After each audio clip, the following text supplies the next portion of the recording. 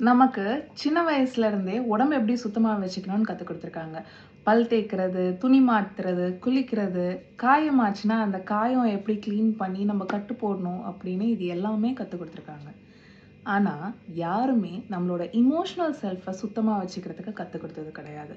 இந்த அன்ப்ராசஸ்டான எமோஷன்ஸ் எல்லாம் கோவம், குற்ற உணர்ச்சி, டிசப்பாயின்ட்மெண்ட், ஹர்ட் ஃபீலிங் இந்த மாரியான உணர்ச்சிகள் எல்லாம் லேயர் பை லேயரா எப்படி வந்து ஒரு இடத்த நம்ம சுத்தம் பண்ணாம விட்டோம்னா தூசி சேருமோ, அந்த மாதிரி இந்த எமோஷன்ஸ் எல்லாமும் மேல மேல மேல சேர்ந்துட்டே போகும்.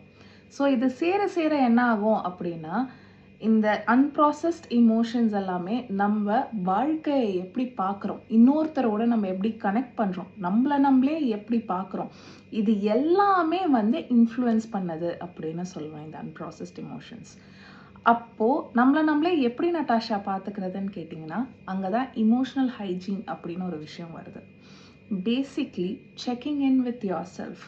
ஒரு நாளைக்கு எத்தனை தடவை உங்களை நீங்களே கேட்குறீங்க, how am I feeling today? இன்னைக்கு நான் எப்படி உணர்றேன்?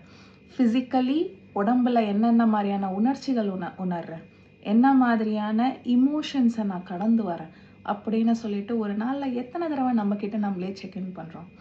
நம்ம சுற்றி இருக்க எல்லாரையும் பார்த்து ஹே ஹவ் ஆர் யூ அப்படின்னு கேட்குறோம். ஆனால் நம்மளே அந்த கேள்வி கேட்குறோமா? யோசிங்க. நம்ம மோஸ்ட் ஆஃப் த டைம் நமக்கு தெரிஞ்சதை நம்ம பண்ணுவோம். அதாவது சப்ரஸ் பண்ணுறது, இல்லை நம்மளை நம்மளே டிஸ்ட்ராக்ட் பண்ணுறது. ஏதாவது ரொம்ப வலிச்சுதா உடனே வந்து ஃபோனை எடுத்து ரீல்ஸ் பார்க்க ஆரம்பிக்கிறது கண்டினியூஸாக. இல்லையா ஃப்ரெண்ட்ஸோட வெளில போகிறது.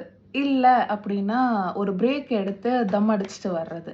இந்த மாதிரி சின்ன சின்ன விஷயங்கள் பண்ணி நம்மளை நம்மளே டிஸ்ட்ராக்ட் பண்ணுறதுக்கோ இல்லை அந்த எமோஷன்ஸை சப்ரஸ் பண்ணுறதுக்கோ பார்க்குறோம். ஆனால் விஷயம் என்ன அப்படின்னா, நீங்கள் இதை சப்ரஸ் பண்ணுறதுனாலையோ டிஸ்ட்ராக்ட் பண்ணுறதுனாலையோ அந்த எமோஷன்ஸ் காணாமல் போக போகிறது கிடையாது. It is going to build up. அது மேலே மேலே சேர்ந்துட்டே தான் போக போகுது. அடுத்த தடவையிலேருந்து உங்களுக்கு ஏதாவது உள்ள சுருக்குன்னு யாராவது பேசினது வலிச்சதுனாலோ, இல்லைன்னா யாராவது சொன்னது உங்களுக்கு மனசு பாரமாக இருந்தாலோ, அந்த எமோஷன்ஸோட உட்காருங்க அப்படின்னு சொல்லிட்டு சொல்வேன். நோட்டீஸ் பண்ணுங்க, அது உங்களுக்கு உடம்பளவுலையோ மனசளவுலையோ எப்படி உணர வைக்குது அப்படின்னு சொல்லிட்டு. Make space for these emotions. அதை அக்னாலேஜ் பண்ணுங்க.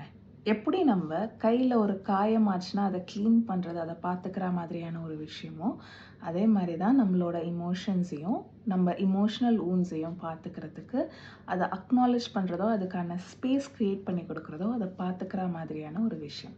So take care.